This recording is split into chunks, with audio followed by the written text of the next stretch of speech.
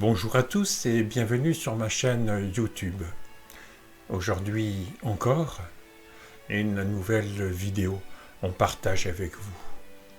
Une vidéo qui dresse, entre autres, les enjeux de la nouvelle année 2023. Une année charnière, voire une année cruciale pour tous les co-créateurs que nous sommes, car les enjeux qui nous font face sont de plus en plus impérieux, de plus en plus pressants, tant l'élan évolutif s'accélère. Et cette accélération est bien évidemment amplifiée par la carence d'écoute de la majorité de la famille humaine qui fait la sourde oreille à la transmutation en cours. Pourtant, les signaux ne manquent pas pour inciter l'humanité à s'éveiller. Malgré la pandémie, malgré l'urgence climatique, la guerre en Europe et les multiples soubresauts du monde, le message d'unité de la vie a, semble-t-il, du mal à être entendu, puisque l'individualisme forcené et le narcissisme rampant ont transformé les web connexions partagées en réseaux par des réseaux qu'on pourrait dire asociaux. Mais avant d'aller plus en avant dans le vif du sujet, une petite parenthèse. Vous le savez bien maintenant, si vous suivez mes vidéos, j'aime partager et partager bénévolement. Que cela soit ici, sur cette chaîne, ou bien lors de conférences, ou même de séminaires, qui se terminent toujours par un partage de la présence. C'est-à-dire un darshan, ou, si vous préférez, une étreinte dans la pure énergie de l'amour inconditionnel. Alors cela permet à beaucoup d'entre vous de s'ouvrir à la pure présence, voire même, pour les plus ouverts, de se goûter comme étant la vie. Et là c'est l'essentiel, point de mots, juste l'expérience de se goûter. Car on ne peut décrire le goût d'un fruit, il faut juste expérimenter sa saveur. Lors de ces rencontres ou de ces échanges, tout est donc toujours offert avec l'écrin associatif du mouvement Désir d'Humanité que j'ai créé, parce que je ne conçois pas de monétiser la spiritualité. Cela me semble inconvenant, car pour moi, la spiritualité la plus pure et l'amour sans condition sont comme des synonymes. Et comme l'amour est un don, eh bien, pour moi, l'amour se donne. Ainsi, ce que je transmets ici sur cette chaîne n'est lié bien évidemment à aucun intérêt personnel, à aucune motivation égoïste. C'est juste pour moi la joie de partager la présence, la joie de transmettre cette reliance à la source qui me fait vibrer. Et puis, c'est aussi parce que ma raison d'être personnelle s'est en quelque sorte dissoute dans la raison d'être universelle. Alors de ce fait, quand l'humanité dysfonctionne dans un tel désaccord avec la vie, jusqu'à frôler son autodestruction, eh bien cela se ressent à l'intérieur de moi. En d'autres termes, on pourrait dire que cela dérange la vie en moi. Et dans ces cas-là, qu'est-ce qu'on fait ? Eh bien, tout simplement, on tente de soulager toutes ces frictions qui ne sont, hélas, pas des fictions. En vérité, c'est la vie qui se met à son service à travers moi. Un service d'amour. Ainsi, l'amour est bien le seul baume apaisant pour soulager toutes les irritations de la famille humaine, et c'est bien évidemment ce qui me fait mettre en mouvement. Je n'y peux rien. Tout ça pour que vous compreniez bien que je laisse librement et sincèrement venir à moi intuitivement les informations de la source, sans endosser un costume de médium, sans m'appuyer sur de quelconques entités canalisées. Je me laisse tout simplement inspirer par la pure présence. Et chacun peut aussi se connecter sur sa fréquence, celle de la matrice quantique. Et de la même manière, il suffit de se mettre au diapason du mouvement de vie.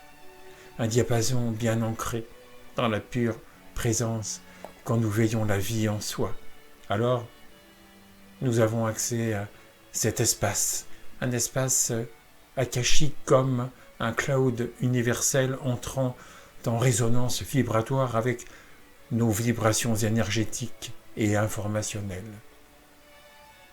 Ainsi, dans cet univers participatif, la source nous informe autant que nous l'informons. Donc ici, je ne fais que transmettre ce que vous pouvez vous aussi recevoir au cœur même de votre être.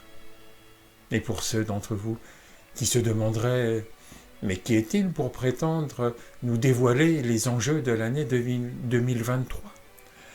Eh bien, je répondrai d'abord qu'il s'agit d'enjeux et non de prédictions. Il serait vain et même inconvenant d'oser prédire, car entre l'instant de la prévision et l'instant futur où elle est censée arriver, il se passe suffisamment de moments présents où le champ des possibles peut bien évidemment être modifié. Et ainsi, chacun, en tant que co-créateur de l'avenir collectif, prend donc sa part dans l'avènement du futur. Ensuite, je dirais que je ne suis rien. Un rien à l'écoute du tout. Un rien comme un serviteur de la vie. Un rien comme un vide si plein dans une dévotion intérieure à la paix du cœur que nous pourrions tous ensemble partager dans l'unité.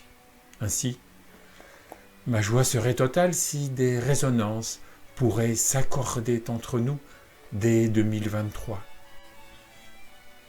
Justement, 2023, parlons-en. Je rappelle au passage, comme le démontre la physique quantique avec l'intrication, que nous sommes tous reliés dans ce vide quantique, une sorte de matrice universelle faite d'énergie informationnelle qui nous traverse.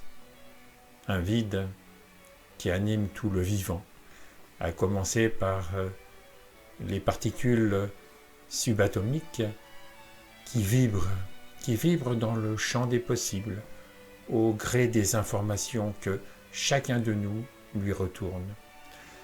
C'est là l'origine de la causalité qui détermine tous les effets individuels ou collectifs que nous récoltons ensuite, ainsi qu'un émetteur-récepteur.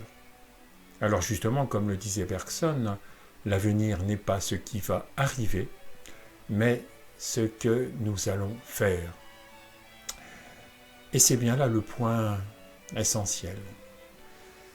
Parce que ce qui nous attend dans le futur se tisse à chaque instant présent, soit dans l'accueil, soit dans l'esquive des remous ou des retours d'expérience que nous avons engendrés lors de nos expérimentations de situations plus ou moins récentes. Ainsi, toute réaction génère un retour.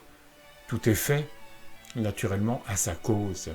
Et l'univers, qui est un univers participatif, conspire à notre propre découverte, à notre reconnaissance, celle de notre vraie nature, celle de l'être impersonnel que nous sommes en essence et qui est paix, joie, sérénité et amour inconditionnel. Alors dans cette période si particulièrement troublée, nous constatons tous que l'ambiance générale se détériore de plus en plus, que les extrêmes se renforcent avec une montée des intolérances et que nous pressentons tous une fin de règne pour le pseudo-modèle civilisationnel en cours. Les gens les gens paraissent ne plus pouvoir rien supporter, à commencer surtout par eux-mêmes. Et non seulement les crises se succèdent, mais maintenant, elles semblent se superposer. Pourquoi ? Eh bien, de fait, comme l'univers est en expansion depuis le Big Bang, chacun le sait, il évolue donc sur le plan manifesté. Et naturellement, sur le plan non manifesté, celui de l'esprit de vie qui anime depuis le vide quantique à la fois l'infiniment grand et l'infiniment petit, il évolue aussi. Ce qui veut dire concrètement que nous sommes partie prenante dans cet élan évolutif universel, puisqu'à travers nous, la source, ou la vie avec un grand V si vous préférez, devient progressivement de plus en plus consciente d'elle-même dans la matière. C'est comme si le fini, nous en l'occurrence, était au service de l'infini. On peut bien évidemment parler d'ascension pour désigner cet élan évolutif. Et tout comme nous, la Terre ascensionne aussi dans cette montée en vibration, dans cette descente d'énergies évolutives, là où les curseurs s'alignent au diapason du mouvement de vie. D'où tous ces phénomènes, toutes ces catastrophes que l'on dit naturelles, qui dérèglent autant nos certitudes que la planète, qui s'en trouve par ailleurs fortement titillée. C'est un phénomène que nous alimentons et que nous renforçons avec l'égrégore de tous nos inconforts mal assimilés. Il nous insupporte comme autant de nuages et de négativité que nous reversons dans l'univers, donc aussi sur nous-mêmes, puisque nous sommes tous reliés par l'intrication quantique. Pourquoi cette sensation illusoire que l'humanité est dans une voie sans issue et sans issue de secours, dans un effondrement prévisible que nous accélérons au lieu de le transformer en enchantement? C'est une bonne question. Il s'agit en fait de l'incapacité de la plupart d'entre nous d'accueillir ce que la vie nous donne à expérimenter, c'est-à-dire d'accueillir sans condition ce qui est tel que c'est, et ce dans une paix intérieure totale, quoi qu'il puisse survenir. Concrètement, comme le ressenti et la chair de l'âme, cette interface avec la source, nous sommes destinés par le processus évolutif à ressentir qui nous sommes vraiment, c'est-à-dire la quintessence de l'être, je veux dire l'amour sans condition. Et l'amour sans condition, c'est dans son ressenti une pleine ouverture, un accueil inconditionnel aux circonstances que la vie nous envoie. Une réponse plutôt qu'une réaction. Et si nous sommes dans l'incapacité d'accueillir les leçons de l'école de la vie, eh bien nos espaces intérieurs s'en trouvent comme séparés. Alors, toutes les parties de soi, ces parties encore réactives, s'en trouvent dérangées. Ces petites voix dissonantes et conflictuelles sont comme les fragments du vitrail, un vitrail qui serait éparpillé, dispersé au gré d'un mal-être que nous ne pouvons supporter. Un mal-être généré de fait par nos projections ou toutes nos interprétations des situations que nous vivons, que nous qualifions. Nous interprétons les expériences de vie avec nos filtres et cela engendre pensée puis émotion. Dans certains cas tout à fait déplaisantes, ces émotions que nous préférons esquiver plutôt que d'en être dérangés. Et plus nous les rejetons, puis elles reviennent. Et si elles reviennent simplement pour être accueillies. Alors dans notre inaptitude à accueillir en nous les conséquences émotionnelles des expériences de vie, nous voilà en lambeaux. En lambeaux comme le costume décousu de l'ego harlequin qui se sépare du fil de vie. Nous voilà donc comme disséminés aux quatre vents, comme les morceaux de verre d'un vitrail en déroute. Et dans l'époque actuelle, nous ressentons bien que tout ce qui est refoulé, tout ce qui est caché sous le tapis de l'inconscient, remonte maintenant à nos surfaces conscientes pour être accueilli en toute sécurité. L'enjeu principal, c'est le temps du dépouillement, un moment où tout se dévoile et nous arrive en pleine figure. Et bien sûr, ça nous touche toujours là où ça fait mal. Ça met le doigt sur nos blessures, sur tout ce qui en nous n'est pas pur accueil, pur amour.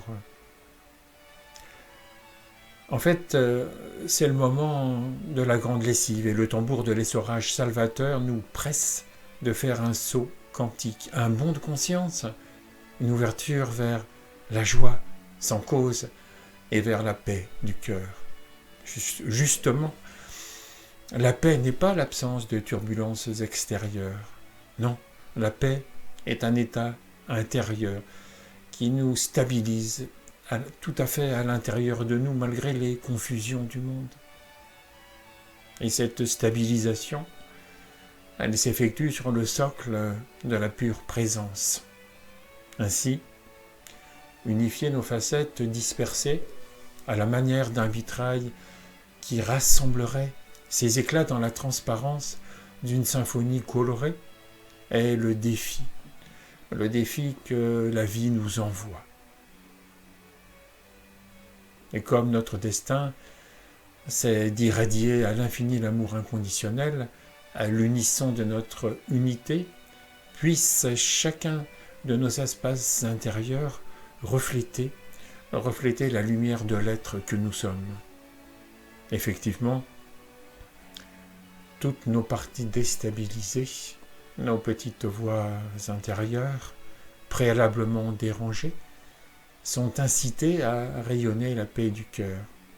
C'est la lumière de l'être traversant le vitrail, enfin devenu translucide, mais néanmoins toujours coloré. Sans vitrail, la lumière de la source ne pourrait illuminer sa création.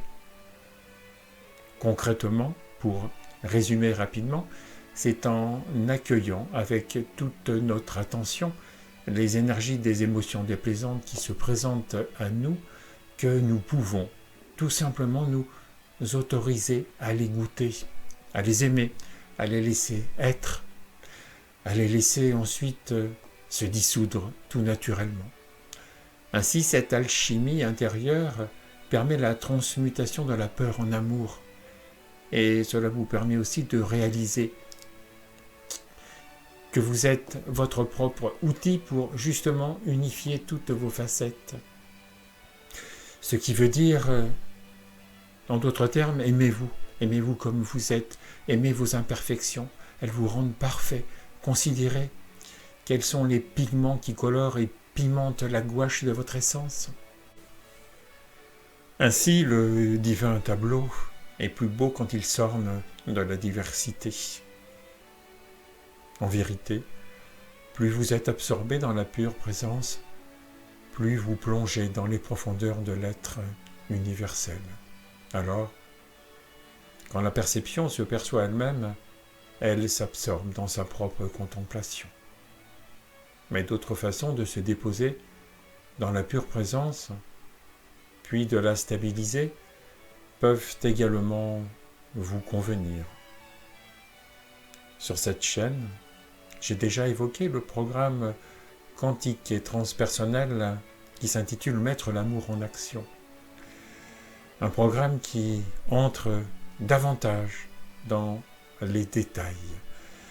Un programme que je dispense bénévolement, mais pour ceux qui ne pourraient se déplacer, non seulement je reste à votre disposition par mail pour échanger directement avec vous si vous le souhaitez, mais dès 2023, je commencerai une nouvelle playlist de vidéos intitulée « À l'écoute de la pure présence ». Ainsi, en complément des clés d'éveil, une autre playlist, une mise en pratique de la pure présence sera donc disponible à travers un large éventail de courtes vidéos auxquelles vous pourrez bien évidemment vous abonner. Mes accompagnements spirituels se positionnent toujours dans un esprit de non-pratique, c'est-à-dire une voie directe où les pratiques sont destinées à épuiser le pratiquant qui demeure son propre obstacle lorsqu'il s'attache justement à une pratique et entretient de fait l'ego spirituel. En complément de ce que je viens de partager avec vous, il y a un autre défi, un défi majeur qui se profile sur l'horizon embrumé des enjeux de l'humanité. Actuellement, aucun idéal, aucun récit collectif novateur ne permet l'expression d'une éclaircie pour un futur enfin désirable. En vivant dans la survie, celle de l'ego, la famille humaine prépare sa propre perte. Oui, l'humanité semble être en guerre contre elle-même, à tel point que le reflet collectif, celui de nos projections, nous renvoie actuellement à la guerre en Ukraine. Si le monde semble si conflictuel, c'est bien que les conflits sont en chacun d'entre nous. Ainsi, les actualités peuvent nous paraître un cauchemar. Même les sceptiques ne peuvent plus du tout ignorer que l'humanité va dans le mur. Mais alors, à part l'accueil de nos facettes en souffrance, que faire ? Que faire encore pour co-créer ensemble l'avenir d'une humanité durable ? Outre l'unification du vitrail de notre ressenti, il y a le regard que nous portons sur l'ensemble.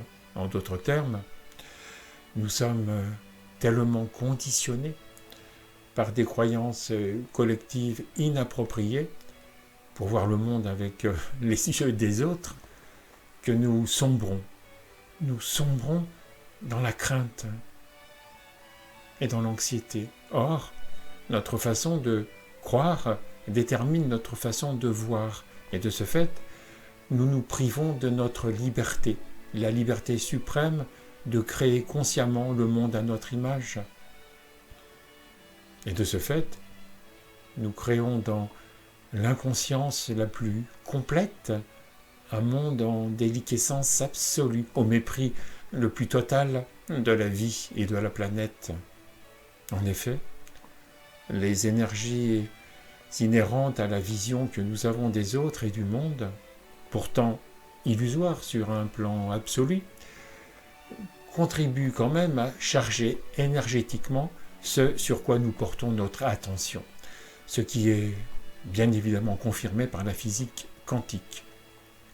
Ainsi, avec une attention altérée par une vision tronquée et de surcroît encombrée de négatifs, nous amplifions l'effet en lui rajoutant la couche d'une nouvelle cause. La pleine responsabilité de chacun d'entre nous est donc engagée. Il nous appartient d'être acteurs du changement de paradigme. Certes, un vieux monde se meurt, mais l'humanité doit renaître. Jusque-là, les tempêtes que nous constatons sur l'océan de la manifestation ont pour origine le front du refus de nos réactions intérieures. Tous ces refus d'accueillir et d'accepter ce qui est tel que c'est, forment véritablement toutes ces vagues tumultueuses à la surface de l'océan de paix qui nous appelle au cœur de son silence. C'est pourquoi il nous faut véritablement changer notre regard. accordons-nous la liberté de voir le monde avec les yeux de l'innocence et les yeux de l'instant présent, cet éternel présent, celui de la source, qui nous parle, qui murmure au fond de notre cœur. Il nous parle, mais nous ne savons pas l'écouter. Il nous dit qu'il est grand temps de tirer le signal d'alarme de la vie, et que l'urgence d'aimer est bien l'état d'urgence de toute l'humanité. Il nous dit que nous pouvons observer l'extérieur dans une attitude de témoin intérieur, et ainsi voir que tout ce qui arrive comme épreuve est véritablement un levier, un aiguillon pour nous pousser à évoluer, une sorte de cadeau de la vie pour nous faire bouger individuellement et collectivement vers l'éveil. Cela évite de charger négativement les autres avec nos projections erronées. Il nous dit, avec ce nouveau regard, de visionner l'ensemble des humains sur cette planète, soi-même y compris bien sûr, comme étant déjà éveillés, mais l'ayant juste oublié le temps d'une amnésie, ou plutôt d'une anesthésie inhérente au jeu de la vie. Un jeu d'oubli qui désormais semble se terminer, comme si la période était favorable à l'éveil collectif, comme pour sortir du cadre, comme pour déclarer hors jeu l'imposture de l'ego. L'éveil étant l'état naturel de la vie. En fait, il n'y a rien à faire pour s'éveiller. Le travail sur soi n'étant juste qu'un changement de croyance, un dépouillement, suivi d'un abandon à la vie. Ce nouveau regard, c'est le regard de l'amour qui, de l'arrière-plan silencieux de notre espace intérieur, désire maintenant se placer au premier plan. Et c'est en donnant de l'amour, d'abord à ses facettes désunies puis aux autres, que l'on prend conscience que nous sommes ce que nous cherchons. Ainsi, pour que cette transition soit plus douce, chacun de nous doit offrir sa paix au monde. Sinon, comme le dirait quelqu'un, si la maison brûle, c'est précisément parce que l'humanité joue avec le feu qu'elle peut sentir la fumée. Ainsi, c'est un levier suffisant pour se tourner vers l'intérieur, dans un sursaut évolutif, en direction d'un éveil collectif. J'avais déjà évoqué dans une série de vidéos sur la Covid-19, il y a déjà quelque temps, le rôle de levier des épreuves que nous subissons. Alors, avec ce nouveau regard, vous ne rajoutez pas de division à ce monde déjà si séparé. Et vous voyez même que cela permet d'éliminer la peur. Plus vous vivez, et plus vous ressentez cette nouvelle vision comme un changement de perspective, comme le changement de focale d'un zoom, un zoom passant du téléobjectif au grand angle, plus elle devient réalité concrète, et plus vous témoignez de l'éveil en vous. Ce qui est mis en mouvement là, c'est l'effet placebo, ou la foi, qui vous permet de créer votre nouvelle réalité, un nouveau paradigme quantique. Ainsi, en ouvrant les cœurs, l'amour devient le nouveau langage de l'humanité. Tout est enfin à l'unisson de la vie, parce que chaque particule qui compose l'univers est totalement imprégnée par le désir d'être. Un désir d'être comme un désir d'humanité sur lequel vous pouvez surfer, car à la source de tout, le désir d'être est le moteur de la vie. C'est donc l'impulsion évolutive de la reconnaissance qui est le mouvement qui vous anime. Être est le seul désir de la source, et celui-ci ruisselle en vagues fractales sur tous les plans de la matière. Être, c'est bien la seule façon d'éveiller l'humanité, car toutes les autres manières ont déjà été expérimentées dans l'histoire de la famille humaine, et elles ont bien évidemment, malheureusement, échoué. De fait, quand on voit tout ce gaspillage d'énergie pour tenter en vain de changer le monde à travers tant d'activistes de tout poil, eh bien, on se dit qu'il faudrait arrêter d'agir sur les effets pour enfin agir sur les causes quantiques qui sont donc à l'intérieur de chacun d'entre nous. Le temps d'inscrire l'éveil de l'humanité comme une priorité mondiale est maintenant venu. D'autant plus que lorsque nous nous mettons au diapason du mouvement de vie, eh bien nous amplifions son désir d'être à travers notre désir d'être. Alors, engageons-nous dans la vie comme la vie s'engage en nous. Bien sûr, dans le monde manifesté, l'identification à la forme physique demeure la problématique essentielle.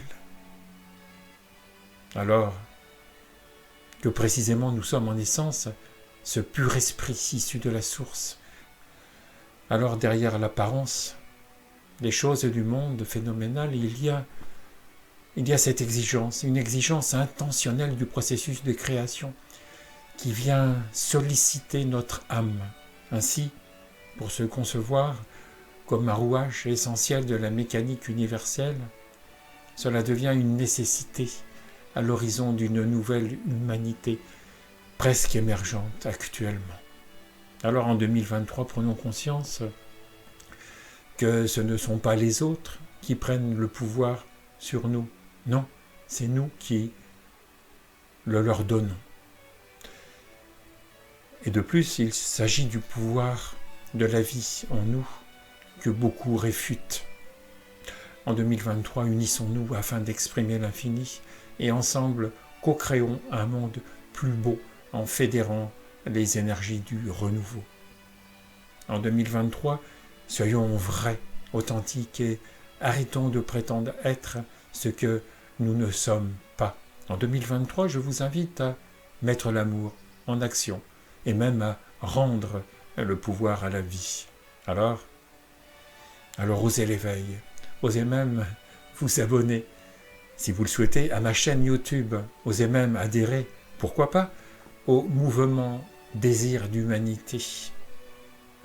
Et en cette période de fête, faites de chaque jour une fête de la vie. C'est mon souhait, c'est mes vœux pour vous. Il me reste à vous remercier pour votre attention et je vous dis à bientôt pour de nouvelles vidéos.